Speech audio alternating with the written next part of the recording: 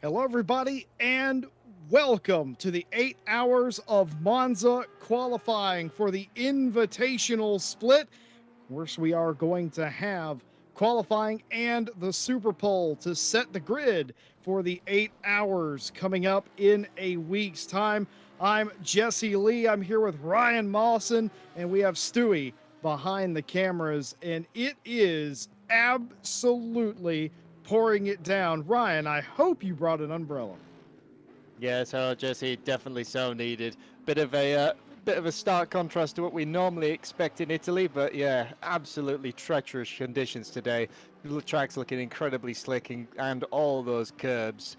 It's going to be many a time, I think, where a lot of drivers are going to have a bit of a slide on through some of these tricky corners. Well, it definitely did not help the difficulty at any here. I mean, it's not the most intricate racetrack, we'll say, here at Monza, but that all being the case, this will make the curbs very slippery indeed. And we all know to get an incredibly fast lap time, particularly around Ascari here, there is some curb usage that you need to do. You got to go over the sort of big baguette style hump curbs, and well, I think this is going to be one of the most exciting qualifyings that we've seen, and it couldn't mean any more than it does here. My opinion, Ryan, you have to get a good qualifying here to have a shot to win this race. Yeah, we always historically know what happens at, well, the corner that needs no name is simply Monza Turn 1. That is always a source of problems, but at Monza, yeah, you can very much find yourself by the time you've gone through the first corner, if you're at back of the grid, the front is already almost half a lap ahead. It really, really helps to have a good qualifying position, especially though in qualifying. I think it's going to be very interesting because historically Monza qualifying has always been tuck under the wing of the fastest car you can find, preferably a Lexus or an AMG or something, and go for gold. But in the rain, you can't see anything, and all the braking distances are much greater. That being said, though, some of these alien drivers, I don't think they actually see reality. I think it's just like the Matrix, and they just see ones and zeros for all the data. Yeah, they definitely took what is it, the blue pill, I believe, and I think that's a good point that you bring up. I'm used to doing that. I'm used to seeing that where you tuck up behind somebody quicker. You get a tow down this incredibly long front straightaway. It's raining, but do you think they still try that to gain a fraction of a tenth of a second? I think they do. I would not surprise me. I mean, everyone on this grid is going to be trying to absolutely maximize everything they get out of this cars. And yeah, even in the rain, even if you can't see anything, if that gains you that tenth, that 2/10, and puts you on pole, then does it really matter in the long run? Well, this is, of course, the end of practice. I know it says there's an hour and 36 minutes of practice left. I can assure you that is not the case, and this is not the qualifying session. Folks, let me hit you with the format here. We're going to have a free for all qualifying. The top 10 teams are going to be invited to a Super Bowl that we're going to bring to you live as well to set the top 10 spots in the first 5 rows for the race next weekend here on RCI. The 8 hours of Monza. This is the invite split. You do not want to miss it, and it is going to be incredible. And this is part of the world tour, Ryan. I mean, this is, what is this, round 4, I think. Yeah, I believe we're on round 4 at the minute. The getting the standards now. We're starting to see who's going to be maybe the super strong people in this championship, or who's dropping off a little bit. But currently, standings wise, we all look fairly close for some good battles up and down the field. Speaking of standings, while we are waiting for the final 5 minutes of practice to tick away, these are your championship standings for the Endurance World Tour. Of course, this is the pro category in the invite split. PCDC are absolutely killing it in the number 12 McLaren, 662 points. Racing Line Motorsport, who you have to feel for. They've had some fantastic races, but they've also had some frustrating races in the 191 Ferrari, and they have 626 points. Of course, a lot of racing to go, points being given out at different intervals in the race. That may look like a huge gap to you and me, but realistically, that could all be erased in the first half of Monza coming up next weekend. Orion Race Team at 504 in the 126 Orion Race Team Bentley is the final step of the podium, and the 199 CDA NOP Bentley on 249 points, and rounding out the top five, FFS Racing at 455 points. And this is where it all gets a bit closer. Of course, Sidemax Motorworks 96 Audi in sixth place is only a handful of points, literally like a position difference between being outside the top five and inside the top five in the championship. And of course, the Jardier Community Team in the 39 Ferrari 429. So very close between them, and it doesn't get any better for the teams behind them. Odox Motorsports and the number 10 Mercedes on 378 points. Pink Performance in the 25 Audi at 374, so 4 points between them.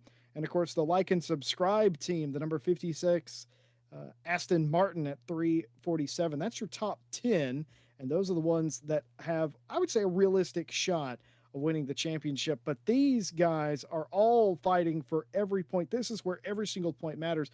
Dog King Community Team, Team Zero Bad Luck, GTWR Racing, and Ren Welton, all within about 35 to 40 points from one another. Very close indeed for them. And of course, Racing Line Motorsports 194, a bit further back, rounding out the top 15. And then you have the Open Visor Racing Club, H3 Racing, Gripax Engineering, the Butler Powell Motorsports 557, and the THR Esports team that are all scrapping sort of at the bottom half of the top 20, but very close indeed. And here is the final couple of cars in pro, the SRC Sim Racing Champions, the ODB Racing and Sidemax 95, and the TFZ Art Esports team. These teams have either had unfortunate races where they did not finish, or they have not been here for every round of the World Tour. And of course, there are two classes in the Invitational split. And of course, we have the silver teams as well. MSVR leading the way by quite some margin in the 962 Aston, 708 points over GC Racing number one in the 411 BMW. They are quite a bit far back, aren't they indeed, at 578. But behind them, the Butler Powell Motorsports 556 team, the silver sister team, 568, so 10 points difference there. Excel Racing by Ren Welton, 518 in fourth place, and Pole Position Racing rounding out the top five. Very close, and it actually gets even closer the further you go down. The Connection Loss Racing team, Triple R, Cryonics Racing number 18, the Open Visor Racing Club 777, and the 2SLR Esports Team Red. These guys are all around 125 points from each other, all inside the top 10, fighting for every single position. These are the teams that are a bit further back in silver, but still have a lot to play for. OTL Racing at 336, GC Racing number 2 at 308, and of course just a few points behind them is the Jardier Community Team 2 Aston Martin, and of course right behind them the Green Lofas Engineering Team at 302. And then even a bit further back, these are the teams that have struggled indeed. PCDC Motorsports 58, Sims and Riggs 300, Ping Motorsport, and the Butler Powell 555 round out the top of the back half of the 15 of silver. And that is just the invite split. But hopefully that has given you sort of an idea of where everybody is. I know we're halfway through the World Endurance Championship, Ryan, but there is a lot of points on the table in the championship left. We got half a season to go. And even if you are a couple of 100 points back, that's like a race. You could make that up in a race. And it all starts here today at Monza. Let's say you're having a less than stellar championship. Getting a good qualifying here could completely change your season. Yeah, absolutely, especially in the wet. It really starts to shuffle up what cars are good in the wet, what drivers are good in the wet. We so far haven't really seen any wet in the World Tour, but so we've always seen maybe some of the cars that are, you know, the really, really strong cars in the dry, but in the wet, that starts flipping it on its head. For example, I mean, if you took, you know, a Porsche to Monza in the dry, you will probably be laughed at because the Porsche really does struggle with its top speed, you know, versus the likes of the Ferrari, Mercedes to a point, the Bentleys, anything like that, Lamborghinis. But in the wet, because of that rear engine, you've got so much more traction on the rear wheels. You can really punch it out of corners. And as much as Monza, especially looking at the track map, for example, looks like a lot of straights, which it is, a lot of the corners, if you can really maximize your acceleration and into the onto the long straights, you can do some really good times. So yeah, it's definitely going to be interesting. It will also be interesting to see how the track develops over this. We've got 28 minutes. Solid, it will be solid rain, this, as we can see on the forecast. No forecast to change, but if you have 23 or more cars running round, we will start to see a little bit of a line where the water has been washed away. So I think towards the end of the session, we're going to start to see lap times tumble, and it's going to be, I think, sort of down to the wire for the last people in the top 10. You know, trying to get out as late as you possibly can to have just maybe that tiny edge over someone. Everybody making fun of Ryan Mawson now, saying that there hasn't been wet racing. Of course, the 24 of Kyalami was very wet indeed. One of the best races I've ever seen. But for qualifying, we have not had a full wet qualifying for the World Tour. We have had some misty rain. But folks, this is about as wet as it can get here at RCI. And we are about to start our very first lap. And we're going to take you for one here down into the Prima Variante, otherwise known as the first chicane, or the chicane that shall not be named. It is a Voldemort-like turn, and then I believe this turn here, though I don't know Italian very well, I think this is the Biasano turn that leads you into the second chicane. Now, there's two different ways you can attack this turn. You can stay as tight against the apron as you dare, or you could go out a bit wider. There is no real wrong answer. And of course, the second chicane here, the second of Variante, that leads you onto the straight that isn't straight into the first Lesmo. Of course, there's two Lesmos here. One's tighter than the other. This one can be very much messed up if you get on the curb and sends you wide indeed. Well, this one, the second Lesmo, very quick, and you have to use all the runoff to get everything out of it, and he does that very well. And of course, we're going down again, another straightaway that isn't straight, and I cannot pronounce. I think it's Saraglio, I think is what this is called, and then the world famous Ascari. It's changed a little bit over the years, and there are some nasty bumps to keep you from running wide. And if you hit those, you will go for a ride. No such dramas here. This is navigated perfectly. You've got to get all the way to the outside of the turn to maximize, but don't invalidate your lap. I don't think that's happened. And of course, the Curva Parabolica, also famous, and a turn that has a right way and a wrong way to do it. I can assure you, and you can tell when you get it wrong because it shows up in your lap time. Well, that was a lap of the... And that was a very quick lap, a 53.940 for Siclari. But we know everybody's capable of 52s at least. And immediately, Vincent Erbich gets a quick lap. And we're watching Mike Noble here. Everybody, look at this, Ryan. Everybody trying to find space. Yeah, well, we did think that maybe the rain would have shuffled out the typical Monza qualifying, but that appears to be absolutely not. Everyone wants that slipstream, and I mean, you exactly would coming down some of these gigantic straights. But it could really bring... I mean, if you slipstream someone who is faster than you over the entire lap, every single straight, you know, that is a couple of tenths there sometimes, depending on the car that is faster in front of you. Ismail Lebrec going to the top of the board at the minute with a 53.6, and we're starting to see the slipstream effect as some of these cars are in the train. Well, we saw some Ishmael Lebrec fans in chat earlier cheering on Ishmael and the Triple R team. wouldn't be an endurance race if Triple R did not show up and show out. And early on, that 53.628 is good enough for provisional pole. But honestly, I don't think it is going to last very long. They are going to get a drier line on the track, and they are going to pick up. I'm expecting a low 52 to be the pole time here in the main session. I reckon you might have to do a 52.9 or an 8 to get into Super Pole. So we are quite a ways off of that now. Kevin Stacklari, the first to run a second lap. This will be very telling to see where the track is at as they're going to come across the line. And yes, indeed, Kevin Stacklari, a 52.680, the quickest time of the session, and puts them back to provisional pole. And that's exactly what I'm talking. I don't think that's safe. Ooh, is that safe for a top 10, Ryan?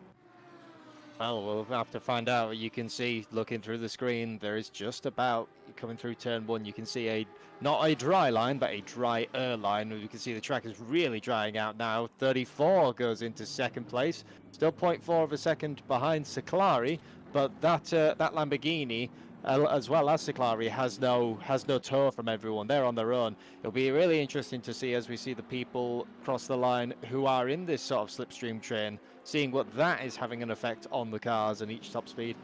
We're going to get a replay from one of the Mercedes. Oh! Now, did he 252 lose that? Did he lose that on his own, or did he get touched? I'm not sure.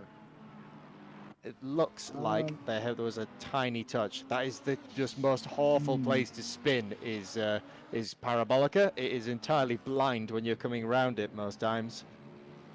Well, we didn't talk about this because it hadn't came up, but now since it has, let's talk about it.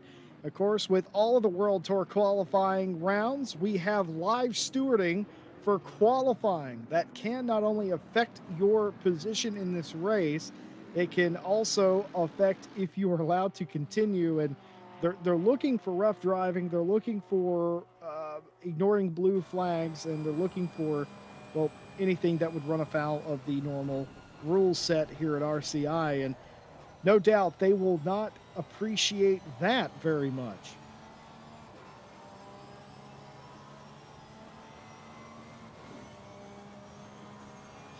Well, here we go. Kevin Stacklari, still the quickest, by the way, went quicker, a 52.434, 4 seconds quicker than Vincent Erbich now. And of course, 6/10 behind him, Cody Pride sneaking up into the third spot. What can Ciriello do? He can go to third place in the GTWR Lamborghini. 4/10 off of the pace, and so far, my predictions seem just about spot on as the times continue to tumble here. Pride down into fourth, I should say. Noble fifth, Sundstrom sixth, and Kunda Shauglu in seventh place. Cairns eighth. Sam Cairns for Sidemax Motorworks in the 95 AMG. What can he do? Looks like he may improve here coming around the Parabolica. Yeah, it's amazing to see. You could tell that the track is how much the track is evolving. Look at our timing screen. The amount of people who are improving as Sam Cairns does go all the way up to P4. That's the shot in the arm Sidemax wanted right there. Yeah, still amazingly like 5/10 off that Ferrari of Stacklari. They are really rocking and rolling. But I mean, so far, we can just about see at the top of our timing screen there. That is 13th place. That is the first car, I believe, that's dropped out of a second. So we've got 13 people all within a second in the wet. Wolf Matuszka, slight improvement. Yeah, but they're going to need a even bigger improvement. I know that the Pink Performance, not necessarily a big fan of the Audi in the wet, especially Wolf Matuszka himself, but for their championship fight, they're definitely going to need to improve from that. And of course, they would like to get back to Super Pole again, but we'll see as Mikael Sundstrom improves to the sixth place position of 53.091. I'm just not confident that is safe for Super Pole. No, not with the how tightly packed and how competitive this grid is. It is really a case of, you're going to have to really show your A game on to get to the Super Pole. We see the 199. It shows how tricky the conditions are in this Audi, sliding all over the exit of Ascari. It's really, really quite slippery out there, as much as we had mentioned earlier, the dry air line. That doesn't overly help your case. Sometimes it is a bit scary, especially across these curbs. They are painted, and the paint holds all the water, and you will slide over that. Improvement up to P11 for Jordan Grant Smith in the 199. Yeah, this track, you can very obviously see it on the racetrack in a big difference from where we started. It's obviously wet, it's not dry, it's just drier, and the tires are working better. It's not confidence inspiring, as looks like the number 10 Odox Motorsports is going to fourth place. Abaladeo Caymans is going to do a 52.8, all the way inside the top 5 for Odox Motorsports. Who saw that coming? Yeah, one out of absolutely nowhere. I mean, these Mercedes is showing that they can still handle the wet quite well. They always have been quite a good car. Well, that's one of the Aston Martins pulling over. Now, I wonder if he invalidated his lap in Ascari and reset, or was down on his time, maybe, coming to the halfway point in the session, maybe time to regroup. But there it is. We're talking about the racing line that you want to be on, and this is a perfect example of it right here from the visor of the driver. You see the shiny stuff, they're staying off of it. They're on the dull looking tarmac, and this wasn't the way the session started, but they ran this in. That's why the times went down, and I am pretty sure the times are going to continue to tumble here as we get closer to the end. It might be the last fast guy that gets a lap in, could be one with the best shot at getting the pole here today. The last fast person, and if as the track dries up, a little bit less spray being kicked up, I think people are really going to start to do the typical, what we've seen, the Monza qualifying strats may come out, and that I think will also really help. We can see there's some of the field that have sort of spread themselves out. They're having their own little battles, but there's a lot of field who are really wanting to be tucked up underneath each of us. Fulvio Berrezzini goes 7th. I'm not entirely sure. That's a 53.07 something, but I don't know if that's going to be quite good enough. It's good enough for right now.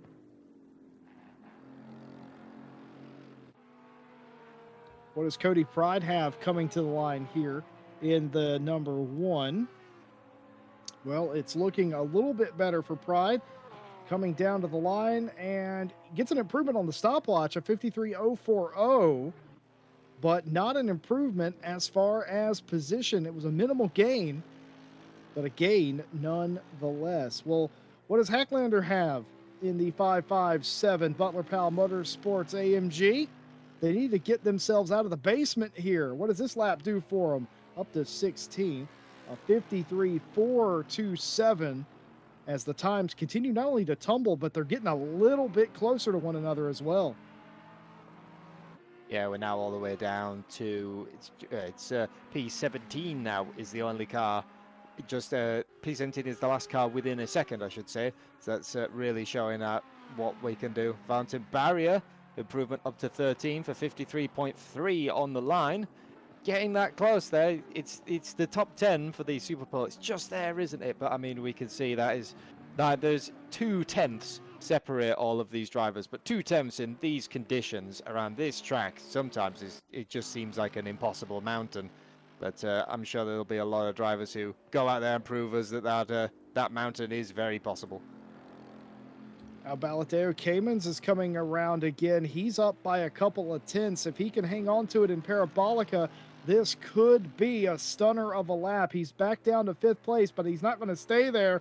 Abaladeo Caymans for Odox Motorsports goes 2nd overall, a 52.698.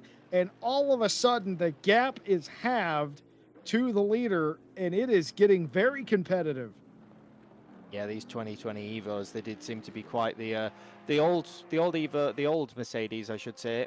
Maybe was a bit difficult in the wet, but the Evos are showing us how it's done. Cody Pride up to third, 52.7, tucking right under the wing of that Ferrari. He wants all of that slipstream, any possible speed given to that Porsche. Well, here's a team that we highlighted in the Pro Championship, and they have a lot to play for the second half. They haven't had a lot of luck, but they have had some excellent running, and that's kept them in the sort of the top 10 championship positions. So they have a lot to lose, but they have a lot to gain here. And this is probably the worst case scenario for Wolf Matuszka in the wet, and he is down in 28th place, and now goes all the way to 12th with a 53.205. Still not quite there, still not super pole quick, but that definitely you'll take 12th over 28th. Oh, absolutely. I mean, as much as a lot of people, obviously, we are focusing on the Super Pole, this still will provide anyone outside of the top 10. This will be their qualifying positions. And at Monza, I don't know where you would want to be in Monza. Would you want to be at the front and try survive turn 1, or would you prefer to be at the back and let all the chaos unfold in front of you? Problem with that, though, is then, as it says, by the time you've got around turn 1, the leaders are a good almost half a lap in front of you. Well, for me, it's always been very simple. If I feel like I can take pole position, I'm going to try and go for pole, and I'll start. I'd like to start in the first couple of rows. If I don't think I have a shot for that, I just will not qualify, because there is nothing worse than being in the middle of a pack at Monza going into turn 1. I would rather be half a lap down than have to spend 45 seconds at the end of lap 1 in the pit lane repairing. So if I thought that I had a shot for the pole, I'd go for it. I'd prefer to start first, but I wouldn't mind starting last if I had to. Stefan Zero, no improvement on his time. His fastest of 53.241, holding 13. Fulvio Berrezzini has been quiet for the Orion Race team.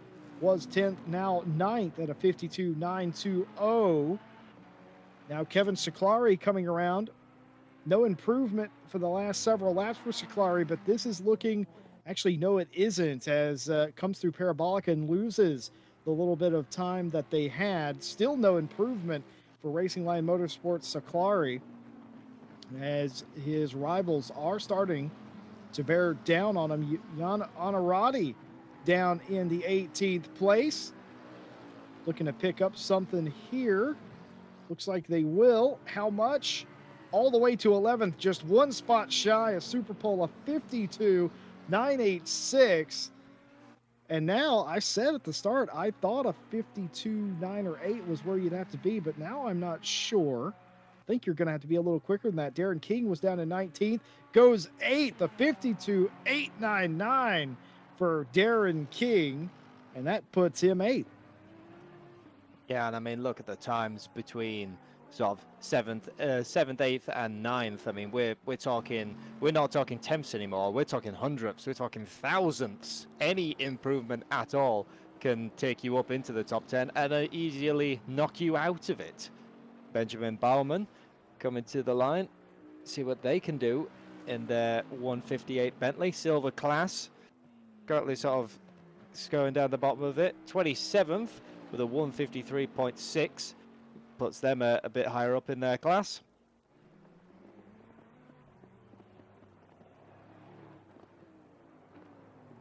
Well, you will have noticed there are silvers in amongst the pro drivers. You may be wondering, is that okay? Will they get to go to Super Pole? The answer is yes. It's not based on class Super Pole. It is based on the fastest 10 cars. In the race, of course, it's not about racing against the silver in a pro, because you're racing for in-class victory. But for Super Pole, you are racing, as Sam Carnes goes for a big spin there. Oh no! Oh. Huge accident there. That's going to require both of those drivers to reset to pit road and fix their cars. Ishmael Lebrec for Triple R. Do we have an improvement? Yes, we do. From Ishmael Lebrec, a 52.755. good enough for third. Yeah, really starting to rock and roll in the McLaren. I think that turn one. Yep, just about got through. That Mercedes, I think, is sort of the proper first large spin that we've seen. It shows how much people are pushing. Just as it says, with everyone this close, if you can get anything at all, that could put you up, 1, 2, 3 spaces. So yeah, it wouldn't surprise me if we see a bit more of a couple of slides. Sorello moves up to P5, 52.791 at the line. So yeah, as he says, Jesse, I think you're going to have to be a little bit faster if you want a super pole. Yeah, I think you are. Everybody coming to play here. And of course, the track conditions, they will improve a bit in the rain like this. And I think that's what you've seen. There is a little bit of time out there. But like I was saying earlier, you can't, silvers are absolutely allowed to participate in Super Pole. They just have to qualify inside the top 10. The top 10 fastest go on regardless of class. Fulvio Berrezzini was already in it and now goes quicker. A 52.866 bumps him up 2 spots. What happens to Ognaronikov? Oh, just even in qualifying, Ryan, nobody's safe in turn 1. No, it is a lot more narrow than you actually think, turn 1, especially when you've tried to got 2 big GT cars going. And speaking of 2 big GT cars, now wait a minute here. I think that is a little bit of frustration coming out in qualifying. possibly, or it's a bump draft. Maybe that's the new strategy. Ooh, I don't know how well that works in ACC. I was going to say, I don't think it would. I don't think I would attempt it. Maybe that is that's the pro strat that we don't yet know about. I think the 411 of Stefan Zero just went off in the first Lesmo and had to reset. And here it is, in fact. I like how Stewie can read my mind. Oh, okay, never mind. It looked on the map. There's a waved yellow flag with the 411. I thought that there was an incident. There was not an incident, just an aborted lap.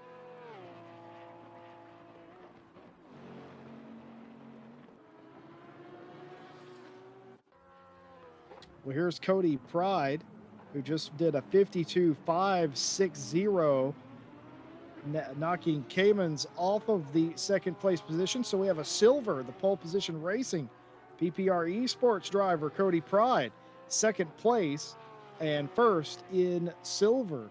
So they retake the silver lead from Ishmael Lebrec. But of course, today it's not about your class. This is the only time we'll say this is during qualifying. It's not about your class. It's about being inside the top 10. Kevin Ciclari leads Cody Pride. Albadeo Caymans, Ishmael Lebrec, and Sorello are your top 5. Erbich, Noble, Egger, King, and Sam Carnes are the top 10 right now that will be moving on. But I don't think there's a snowball's chance in HE double hockey sticks that it's going to stay like this. Whoa, big snap from Leo. Yeah, no, absolutely. I mean, you've got to be starting to get a little bit worried if you were Kevin Ciclari, aren't you? You've now gone from having a monumental lead, because, yeah, as you says, they have so far yet to improve. You had quite a big lead, and now you've got everyone breathing down your neck, wanting that pole position off you. Well, I was a bit worried early that nobody was really chasing Ciclari, but here we have it late in the session, and now several teams seem to have a shot. Ishmael Lebrec having a rethink coming to pit road with less than 6 minutes left. What can Ciriello do? And it will be an improvement, a 52.761, but does not move them a spot. Kundasoglu, he's going to do his best. What can he have? It's actually a waved yellow flag. The 21 is off in the Parabolica.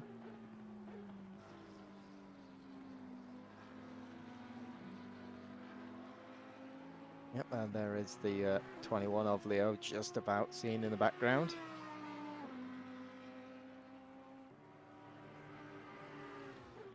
Kundasoglu goes 52.872. Goes a bit quicker into 9th place.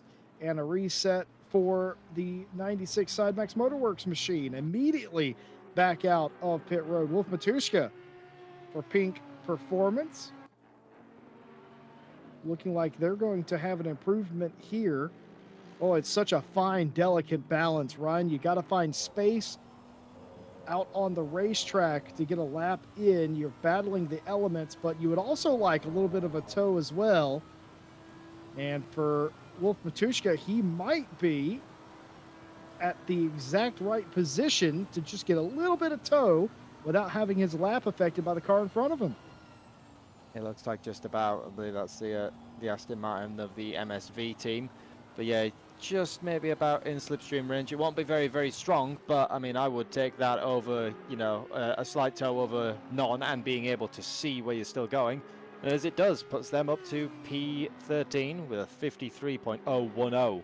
It's starting to get really close around that top 10 position now.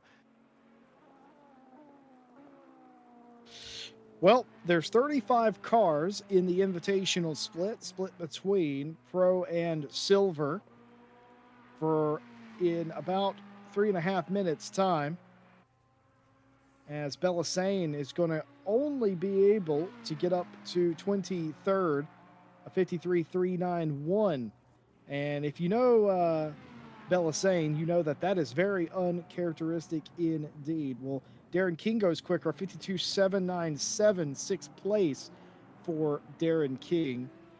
But folks, it's very simple.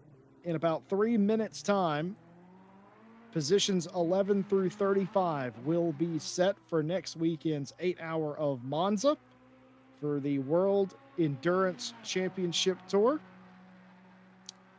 But for the top 10, the work will begin all over again. And something I've just thought of, is it going to be raining in Superpole? We'll have to find out as Vincent Erbich goes a bit quicker, 52.776 for Erbich, good enough for 6th.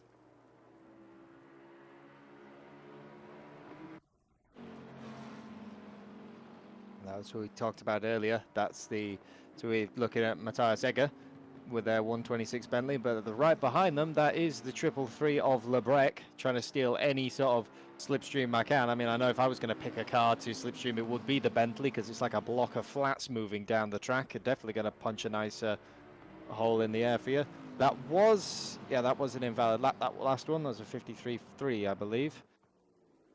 We'll see what they can do. Still got 2 minutes. You would just about, if you're lucky, just about squeeze in 2 laps. And as we said at the start of qualifying, I think it is going to be the last fast laps are really going to count. And look at the spray kicked up from the Bentley. Oh, you barely excellent. see.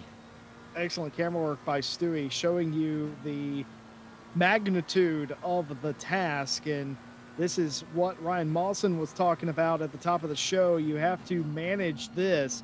If you do want to get that suck, you're going to have to be close, and you're going to have to deal with this sort of spray.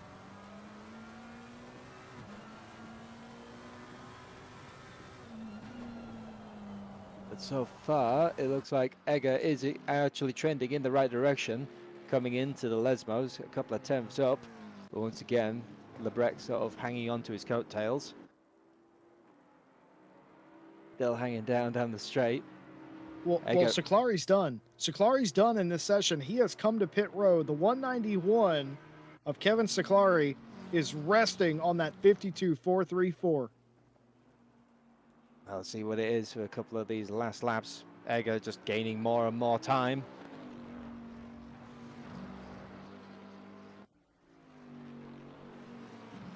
He is the better part of half of a second ahead of his fastest time. Matthias Egger for Orion Race Team, the 126, doing everything that they possibly can. Nearly 6/10 up now. He's an absolute machine coming to the line. He was 9th. He's not going to stay there. How far up is he going to go? It's going to be 4th place for Matthias Egger, and he's going to get another chance. A 52.746. What a stellar lap, and what a time to get yourself out of danger. Yeah, exactly. And if I'm not mistaken, looking at my timing screen, Cody Pride as well, just about trending up. So that might really come into play. Try to look on the track map, seeing where they are, if they're on an invalid lap.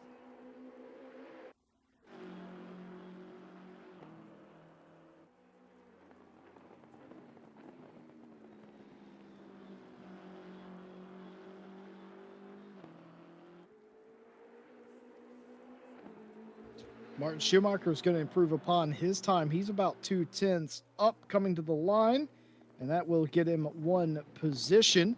And of course, for anybody finishing outside the top 10, this is where you will start. So you'll take any position that you can get.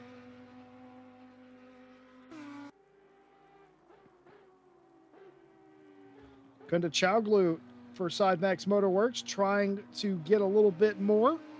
Currently 10th. But I think he lost it in between Ascari and Parabolica will not improve. And that is going to be session done. What can Ciriello do for GTWR? Well, they can get to fourth place, a 52.731. I think they're going to be safe. There's virtually nobody going quicker now inside the top 5. Matthias Egger is on a lap, but it is very much slower. In fact, they are going to abandon that lap and go into the pit lane.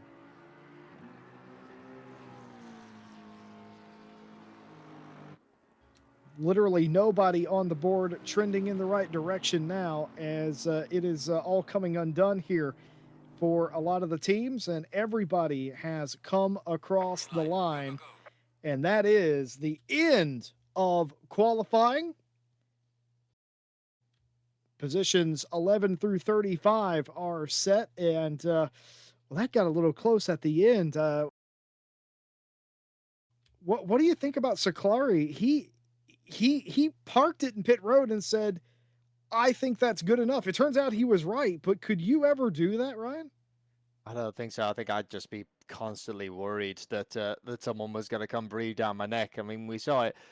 You know, they towards the end, Cody Pride really started to reel him in with about a 1.2 tenths, I think it was, gap towards the end. But I mean, yeah, it's surprising that it was set really early on in the session. I expected that what was going to happen was that, you know, we were going to have a couple of laps, that would be everything set, and then the times would start tumbling, as it really didn't. And currently we're seeing the rare AM Ferrari GT3 Evo V8 V12 Spec 9. I'm gonna be honest with you. I didn't know what you were on about. I was looking at my notes and I was like, "What? You were just saying numbers, Ryan?" And I was like, "What is he on about?" And I looked up and I realized what you were talking about. We got to. That's a lot of horsepower. Yeah, man. It's a twin engine. You see, you've got a front engine car and a mid engine car, so you can have one engine per axle. It's for it. You know what? If it had a front wheel drive and a rear wheel drive car, it could be an all wheel drive, front engine, rear wheel, front wheel, four wheel, flat, straight. It's like a quattro. Ah, yes. There you go. Basically, we're making the perfect car here. Well, so as we finalize the Super Pole, the 11 through 35 places are set, and I've been told by the stewarding department that for Super Pole, failing to complete a cool down lap will result in a 4-place grid penalty. Yeah, it means that you've got to make sure that you've got enough fuel, and a lot of people would like to go out with the optimum, which would be basically one flying lap of fuel. You've got to get the car as light as possible.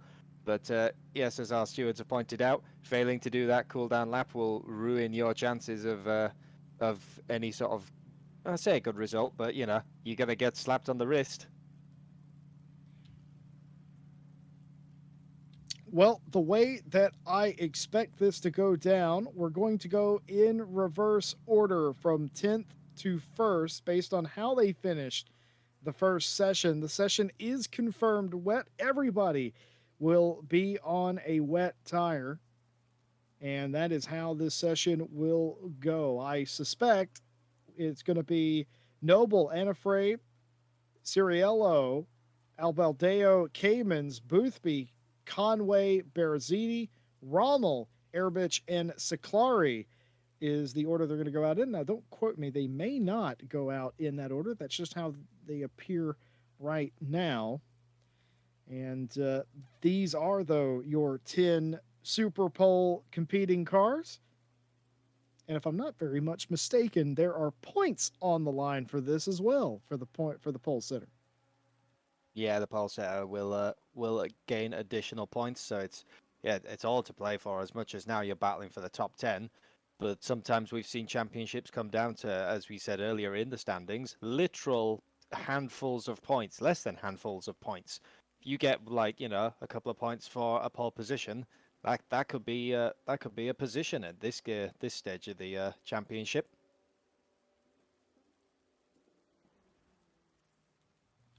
Very well could. Of course, this is the brief intermission before Super Pole starts. The stewards are directing the show at this point, literally directing the show. They will be telling the Super Polees what the procedure is, informing them that they must complete a cool down lap after they do their fast lap. And here is the format. We will be going in reverse order of how you qualified, 10th to 1st. You get one timed lap. Do your absolute best lap, and you must complete a cool down lap and complete it by coming back into the pit lane. And I believe whenever you complete your lap, at some point, the next car will be released. So you'll have one car halfway around the track on a cool down lap, and then you will have one person who is attempting to get everything sorted for their flying lap. And that's about as simple as it can be. And typically speaking, this is very exciting stuff because theoretically, you could have 10 different pole sitters. Yeah, and as we saw in the prior qualifying, the track conditions really did sort of dry up towards the end. On this one, we've got so little cars and a little short Super Pole style qualifying. I don't think the track's going to change at all. Also interesting to see all the different styles of car that we've got.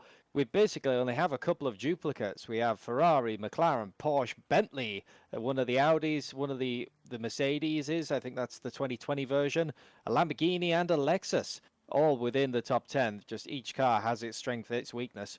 And be very interesting to see as well how these cars do on their own, because a couple of the in the prior qualifying, you could really tuck up behind people, as we saw with the likes of the McLarens and the Porsche of tucking up behind people as much as they can. And now it is very much a case of what can your car do when there's no one around it. I'm very curious about something. Obviously, Fulvio Berrezzini has gotten the 126, and so has Lucas Rommel in the 1. And of course, Boothby's in the 96, and Afraid's in the 38. So some teams have elected to change driver, which I believe you're allowed to do in between or just in general. I think you're allowed to change driver during qualifying. I don't think it matters here at RCI. And unless that is just the default and that'll change when they leave pit lane, that's very interesting that some teams have made a driver switch. Yeah, there might be some drivers who can just get that little bit extra from the car in an absolute no holes barred one lap and absolutely go for it type qualifying. I know that I've been in certain teams where you do have that driver. You have the driver who is absolutely amazing over a lap, but you know for a fact that if you tell them to push it, they will eventually push it into a wall. So maybe on a longer qualifying, you don't want that person in your car, but as an absolute one lap flyer, we're going to see that. As the 96 side max car will be our first car out to set a lap. Absolutely treacherous conditions. We were talking about earlier about the slightly more matte surface on the track. There is none of that anymore. Welcome to Slip and Slide Central. Because Chadlo will get a sort of a feeling for it here, and you only get this lap to get it under you. If you make a mistake here, well, just be lucky it wasn't on your timed lap. We'll just say that. And you got to feel it out because now the track conditions have changed again. You don't see that run in line anymore because the session was forwarded and it is completely wet. You wouldn't expect the first qualifier to have any shot at legitimately qualifying on pole here. We'll have to see if it dries up at all, though, because if it does, it's going to put them at an extreme disadvantage. But in my opinion, Ryan, if you've got to Super Bowl, job done. You're in the first 5 rows, which means that you have a legitimate shot of staying clean and staying within striking distance for the leader. So, with all that said, job 1 done, job 2, go like hell. Yeah, absolutely. And I mean, looking at how heavy the rain is coming down, I don't think that it will really change. Yeah, you've got one car that will go over and disperse a little bit of water. With how heavy it's coming down, though, I think it's just going to continue. If anything, we might see a couple of puddles start forming by the end of Super Bowl when you only have a car at a time running around. So it'll definitely be interesting to see, because that is the stopwatch gone. See what the 96 can do on the first flyer. Wakanda Chowglu is going to get the one shot here, and I'm being told that, yeah, it shows up as the #1 driver until they step out on track. So that all makes sense. Not the best turn 1 for Kunda Chowglu. He's absolutely going a bit sideways there, a little deep into the first chicane, a little bit too much perhaps. And now you can already see fighting the car a little bit. You have to drive it loose, even in the wet. How loose you dare determines how fast you can possibly be. And of course, these conditions very tricky indeed. Fighting it off the corner into the second chicane, and now the Lesmo, for the very first time under anger, will have to see. We saw a couple of incidents in qualifying. Can't have it here in Super Pole. But if you are Sidemax number 96, you don't really have much to lose. You qualified 10th anyway. Anything other than 10th, well, that's just profit. So I don't know how much they're expecting out of this lap, but I know there are 9 other teams that are anxiously waiting whatever time this is, because that'll give them sort of an idea of what this lap is going to be like. It has been a workmanlike lap for Michael Kunda-Chowglu, I have to say. Nothing too extreme, nothing too crazy, and they have kept it and not invalidated the lap. 1 turn to go, Parabolica. This could be make or break. Try to stay as close to the inside as you can. Float it to the outside. Get as close to the green as you can without invalidating. And a pretty standard lap. The question is, where will they be? And it's going to come in at a 55.965. And I don't know what to make of that. No, obviously that is the first lap, the first time that on the ball. That is sort of the time to beat. But what I will say as well, yeah, okay, so they have qualified 10th, as you says. You know, anything above that is good. What we also are accounting for is if anyone invalidates. You know, you have got one shot. If you're trying to push it just that little bit extra, it is not out of the ordinary that we saw plenty of invalid laps in qualifying, but you really don't want to do it here in Super Bowl and give away your free position. As the Lexus, the incredibly bright wheels, sort of akin to Mike Noble. The Lexus, they start their flyer, so we'll see what they can do. Historically quite a good car. In the wet is the Lexus as well. Well, Mike Noble, his typical MO, well, if I can't paint the car, I'm going to paint the rims, and I'm going to make them very obnoxious indeed. And that's what they have done at the FFS Racing 123 team. Second to qualify, this will give us a better idea of what the times are going to look like, as it's all going to plan. It looks a bit more aggressive than the Sidemax team. But of course, with Mike Noble behind the wheel, it's hard to tell how aggressive he's actually being, because that's just his natural style. But it is all coming together. A little miss of the first Lesmo there a little bit. I wonder how much that was self-preservation. over speed, I don't know. But it will indeed show up on the stopwatch here in about half a lap's time. Yeah, absolutely. I mean, like I said, self-preservation sometimes is that. I mean, what would I rather? Go a little bit wide and know that you're going to make the corner, absolutely, or, you know, possible throw it off. But the Lexus looking very, very planted, though. You know, if we're comparing the laps versus the Audi, you can really tell the differences in the cars. Bit of a slide coming out of Ascari. As I say that, commentators cursing it.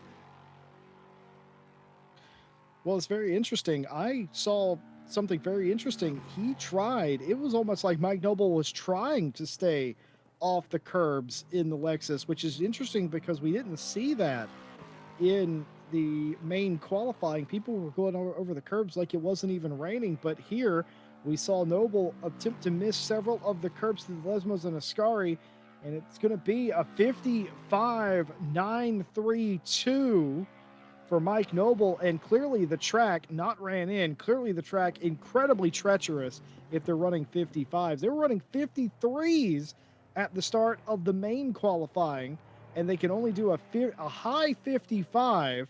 I think that's what we have. I think we have an incredibly slick and treacherous track now. Yeah, I mean, like I said, looking out at the conditions, I think if anything, we're going to see a little bit more water sort of standing on the track. As it says in the prior session, we had 30 odd cars all lapping around, dispersing that water for you, getting those fast times.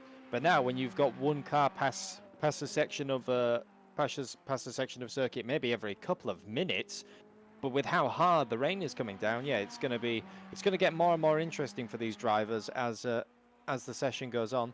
And Darren King in the 38, our first Ferrari on the flyer, so we'll see what he can do. Felt there was a little biased in your voice when you said that, right? I mean, it's like you like Ferraris or something like that. If I was going to cheer someone on, I'm a Bentley person through and through. I would cheer on the Bentleys. But I do know that the Ferrari, I believe, is oh no, tell a lie. I was going to say that it's the first with TC2. In fact, no, I am telling it right, because the Audi does not. I'm getting confused with my own self. That's what happens when you start getting on. This is not only that, but every car, because of the high accuracy of these GT3 machines here in ACC, every car not only modeled accurately with correct BOP, they also have the correct systems that they would have. And you're very right indeed that the Ferrari does have a traction control 2 system. I actually had to completely learn what the TC1 and TC2 did. Luckily, ACC and Kunos help you with that. They explained it in a little infographic thing that they released some time ago. But that all being said, long story short, they have more of a safety net in the Ferrari than the Audis do. And we will see just how much that comes into play, as once again, not heavy over any curb, but a little bit more curb than Mike Noble got. Darren King looking good, and as Jeremy Clarkson used to say, sometimes when it looks slow, it is fast. Well, this doesn't look slow at all, but I reckon we may have a threat at a 54. Oh, big slide in Parabolica, though. How much did that damage the time? It would appear absolutely nothing so far. 55.7. 55.716 for Darren King goes provisional pole. 3 cars down and 3 provisional pole sitters. It's almost like reverse qualifying is meant to do that. Well, what can Vincent Erbich do for PCDC Motorsports in the number 12 McLaren? Well, we'll know in 1 lap's time as this car thunders down the front straightaway. And that is the fastest drone I have ever seen. Gotta get the good flying skills in from our director Stewie. A little bit deep into turn 1 once again. We've seen a couple of cars go deep. I think there's a bit of an expectance of some more braking force. You know, when you've spent half an hour in the last session lapping around, and you anchor on the brakes now for the first time at speed. And yeah, there is not much more force there. Folks at home, can you tell our broadcaster is a little bored? He's used to there being 50 million cars going around the track. When he gets to focus on one, his Top Gear's artistic side comes out. Top Gear, if you are hiring, you can contact Stewie at RCI Stewie at stewie.com. But for right now, PCDC on the clock, and it's looking a bit rapid to me right now, Ryan. It would appear it so far. Coming into Ascari, as we says, it'll be interesting to see how the McLaren takes it. We've seen a lot of teams just go absolutely avoid any curb possible. And once again, maybe a little bit, taking more curb on the entrance, or definitely more curb on the exit. We'll see what that can do for them. Coming down the back straight, you now just have one corner left, just the Parabolica. I was just told by our broadcaster he actually does own a domain very similar to the joke one that I just said. I love that. I absolutely. I don't let your memes be dreams, kids, and Stewie's definitely not doing that. What can Vincent Erbich do for PCDC Motorsports? It looks fast, but is it? We won't know until he gets to the line, and indeed, the 55.362 takes provisional pole and nearly 3.5 tenths, give or take, quicker than Darren King. I don't think the track is getting quicker per se. I just think the times are. Yeah, well, now we'll get to see what that is, because now we have our second McLaren, Lebrec, in the 333, triple R team even.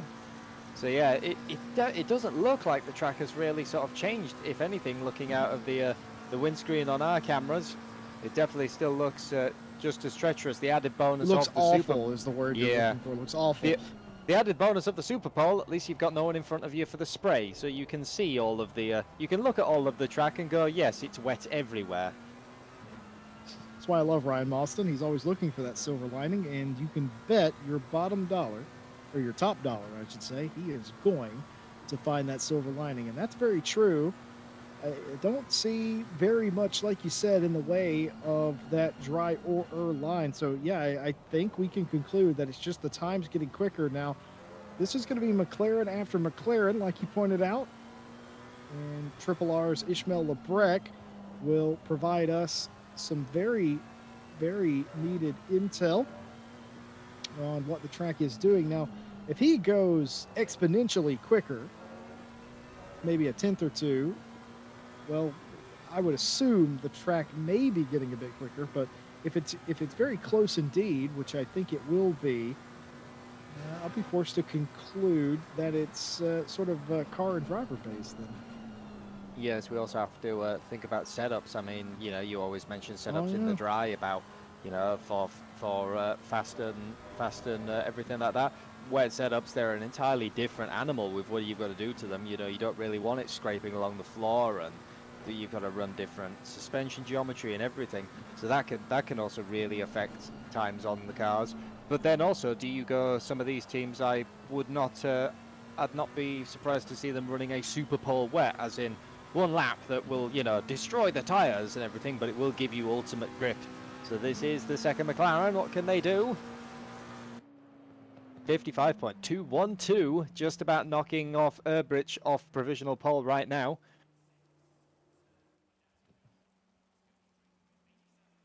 Well, that is good enough for provisional pole. 1.5 tenths quicker than Erbich. 2 McLarens on the top 2 spots right now. But what did you call the Bentley earlier? Did you call it a brick of something? What was that? A good old block of flats. It's also known as the boat, or the boatly. Well, at 300,000 pounds, it's about as expensive as a block of flats. So I think the name fits it, but Fulvio Berrezzini wields it like it is a feather. So we will see here if overall speed can get you around here faster than a McLaren. But Ryan Race Team's Berrezzini is going to give us probably the best idea yet of what the pace is like. Everybody to this point, Ryan, has went quicker. You'd hate to be the first guy to break that streak. Yeah, exactly. I mean, like I said, it is very interesting to see because so far we haven't really seen a change up from when they've gone out. This is what they were in before the Super Bowl. We usually expect a bit of a mix-up, but not so far. So we'll see what the Orion race team can do in their 126 Bentley. And so sometimes this car called the Boatley, with its large size and weight. But I mean, today maybe that's an advantage. You've got to get your outboard motor out and power down to a Ascari. And for those of you keeping score at home, remember everybody that runs a lap has to complete a cool down lap and return to pit lane. As far as we're aware here, nobody has run afoul of that rule. That will be a 4 grid spot penalty if you run afoul of that, but nobody has to this point. I think the stewarding has made that abundantly clear to the 10 teams taking part here. They have to do that lap, but for Fulvio Berrezzini, he's not worried about a cool down lap. He's worried about his one timed lap. And wait a second, is that a drier line forming there a little bit, or do my eyes deceive me? Fulvio has the answer as he comes to the line and goes just third quick at a 55.635. Goes the very old, well, I was going to say the first Bentley, but they're the only Bentley in the session. Third quick, Ishmael Lebrec, the silver team, currently sitting at provisional pole still. Yeah, the McLarens are looking very, very racy in these sort of heavier wet conditions. I mean, we saw in the last session when it started to dry out as cars sort of shuffle around, and as I says, as you get the slipstream and you have a drier line, what cars does what. But it does appear that the McLarens are very, very racy in these sort of full wet conditions. But we'll see, can that be broken by Sorello in the 34 Lamborghini? Well, when you think wet weather performance, you don't typically think Lamborghini, but, well, maybe after today, you will have to consider it at least at Monza due to the top 10 that they were able to pull out and middle of the top 10 as well. Some more questions about the cool down lap. No, it doesn't have to be valid. It's not going to be a timed lap anyway because you're coming into pit lane. Simply put, you must drive back to pit lane is what the stewards have said more or less. You cannot teleport back to the pit lane is pretty much the rule there.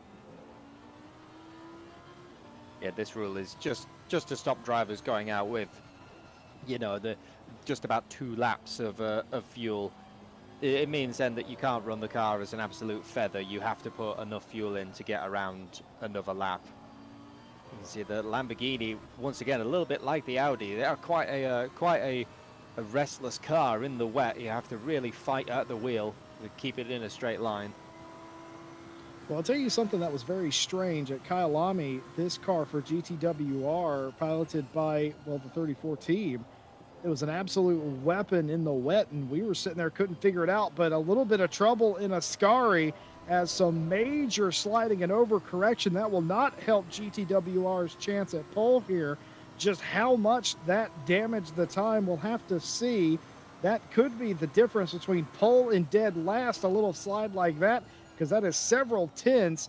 You cannot afford an incident like that coming to a straightaway. And once again, in Parabolica, getting a little bit sideways, trying to dig off the corner. Where is Ciriello going to line up? And it's going to be 5th, 55-8 dead. And those couple of little bobbles coming to the line cost that team dearly. Yeah, absolutely. You saw it got a little bit unsettled in Ascari, having to fight in the car so that they don't invalidate the lap. Because I mean, so far, as much as it did cost them, that is still a valid lap. That is still P5 as of yet. So it's, you know, it's better to, maybe sometimes better just to have that little bit of a correction and continue on. You've still, at the worst case scenario, out-qualified 2 people. But now we see I was going to say the Ferrari then. God, clean my glasses. Oof. The Mercedes. The one and only 2020 Mercedes in this qualifying session. We've seen that the Evos do tend to be a little bit better in the wet versus its old counterpart. Normally the 2015s had a bit of a problem in the wet. 2020 doesn't seem to really be phased by the wet.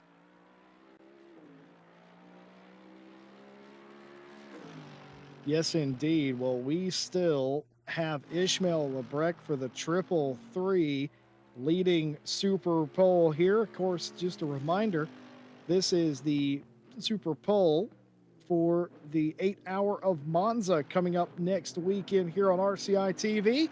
Like and subscribe and click that bell so you don't miss a single race. You've watched qualifying.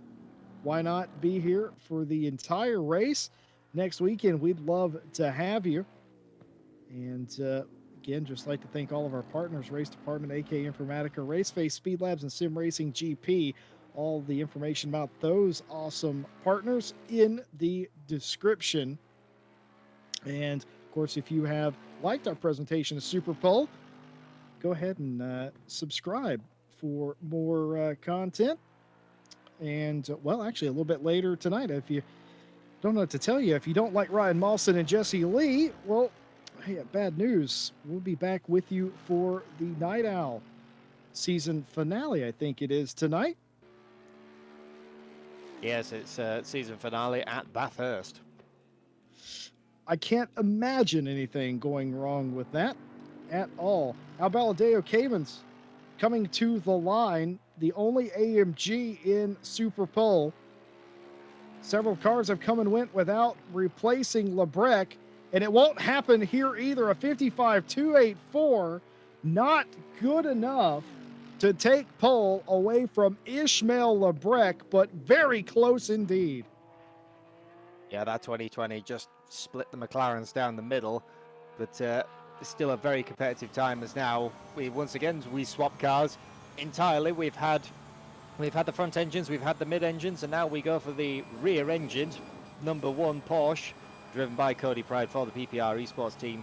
Very racy car in the prior qualifying, looked very, very good pace. So we'll see what they can do on their own with these, completely wet track conditions. Well, if I remember correctly from, 15 minutes ago, Cody Pride was quicker than Ishmael Lebrec in the silver class. So it would not surprise me to see the PPR Esports Porsche top Lebrec. And what a smug look that would be for silver if they could lock out the top two positions, or at least put 2 out of 3 of the podium spots as silver. How smug would you be? I'd be grinning ear to ear personally, but Cody Pride has it all to do. And if anybody, I'm going to be honest with you, if I could have anybody qualifying a car for me, it would probably be Cody Pride. I don't know what Cody's made out of, but it's different stuff than I am.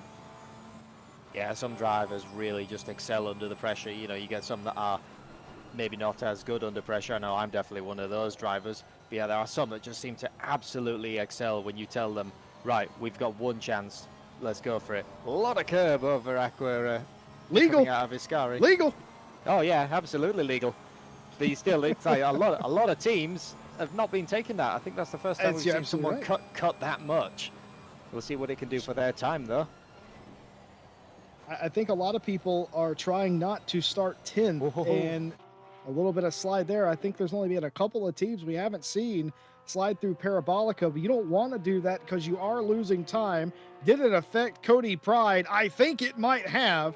For PPR Esports, it's only going to be 4th at a 55.521, and now Kevin Siclari has the last bullet in the gun. Can anybody take down Ishmael Lebrec? Kevin Siclari for Racing Line Motorsport may be the only one. Very much may be. I mean, this car, when they qualified in the last session, their time that they set, which proved all up for them for pole all the way through that session, was set very early in the session, really before the track had started to dry out. Which shows, though, that car was very, very good in the sort of more wet conditions, which is currently with the Super Pole that we're seeing.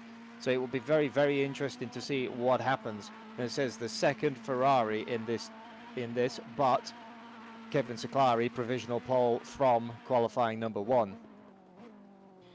You know, I was talking about Cody Pride. I'd love to have him qualify my cars for me. I was trying to think of the last time I saw Kevin Seclari not qualify on pole.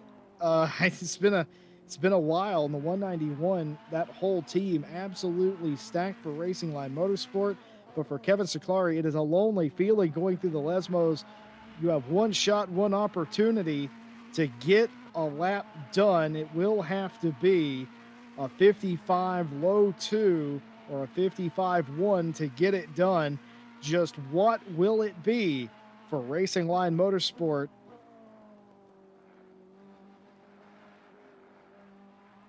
Good curb usage, a big hop there, and using all of the runoff room. Very ample room to run off the turns here without getting your lap invalidated. We've only seen a couple of drivers take advantage of that, and now one turn left, the Parabolica. What is it going to be for Kevin Seclari? Can he take Ishmael Lebrec off the pole position for the 8 hour of Monza? 100 feet left. What is it? Kevin Seclari pole, a 55.161, beats Ishmael Lebrec by half a tenth, and Racing Line Motorsport, the final car to qualify, will take pole for the 8 hour of Monza. There we go. Exactly like we thought might happen. Kevin Seclari pole in qualifying number 1, pole in the Super Pole. But yeah, very, very much an only just moment. That was very interesting though. We saw, you know, the Porsche of Cody Pride, very, very racy in the sort of drier conditions, and the Ferrari just showing us that it's still got the pace in these absolutely slick, wet conditions. Well, here is your top 10 starting positions for the 8 hour of Monza, and subsequently the results of Super Pole qualifying this weekend. Kevin Seclari in the 191 Racing Line Motorsports team with a 55.161 will take pole in a completely soaked Monza racing circuit here in Italy. Ishmael Lebrec comes just so close and will lead the Silvers to the line in second place. Albaladeo Caymans in the number 10 AMG third. Vincent Erbich in the number 12 McLaren fourth. Cody Pride in the number 1 Porsche rounds out the top 5. Fulvio Berrezzini in the 126 Bentley 6th. Darren King in the 38 Ferrari 7th. Sariello in the 34 Lamborghini 8th. Mike Noble in the 123 Lexus 9th, and Kundashaoglu in the 96 Audi is your top 10th finisher. And that is the grid set, of course, 11th through 35th, as we said earlier, set by the 30-minute session. Well, folks, if you weren't hyped for the race, I think that poll should have just about done it for you. The top 10, 0.8 of a second in it in a very wet track. And I have a feeling in the dry, it could be a lot less than that. And wow, Ryan, absolutely stunning stuff. Last car to go out gets the pole position. Yeah, I mean, we were kind of worried that maybe the track would start to saturate itself with the amount of rain that was coming down with only a couple of cars sort of continuing around. But amazing drive by Kevin Seclari. Pole in qualifying 1, pole in the Super Pole. Just amazing in the absolutely completely soaked conditions. As I said, very interesting to see the range of cars that we have all the way in the top 10, and what drivers have we got what? And speaking of drivers, appear to have pulled one in for an interview from the AMG. Hello there. Yes, first of all, go ahead and tell me how I'm pronouncing your name wrong. Go ahead. Okay. It's a Spanish name, if you don't know. It's Nicolás Albaladejo Camins. Oh, A I'm bit not pronouncing it difficult. wrong at all. I got one right. In your face, Ryan Gill. Well, Anyway, you can say Nicolás Camins if you want. It's much more easier.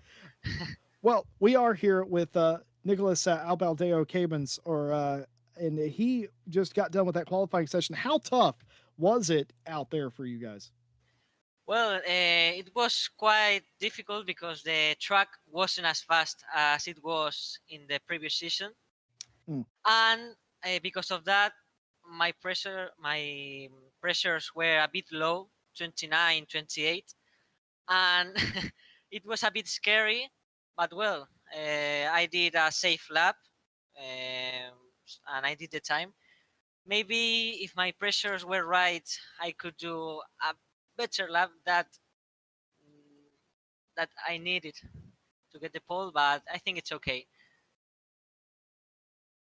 Well, that's you pretty much wrapped up or summarized what we thought was going on. Next thing I'm going to ask is Odox, are you guys happy with your starting position for the race? Of course, because the best of all is that you all know that Monza's first chicane is quite dangerous.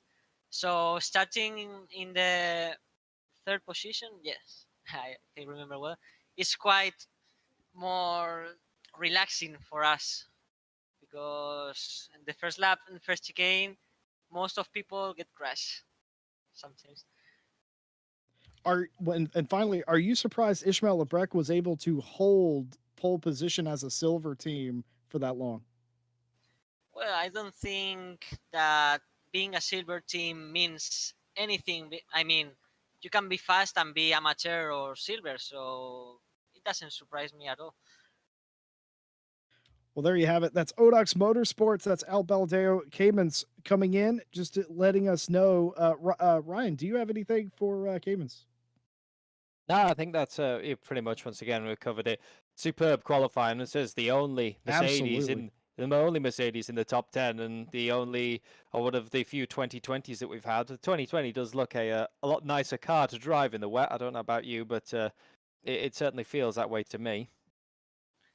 Well, I think this car, since some updates, got a bit some strange behaving behavior, but I think in this track in the wet behaves quite well. Yeah, I'm with you.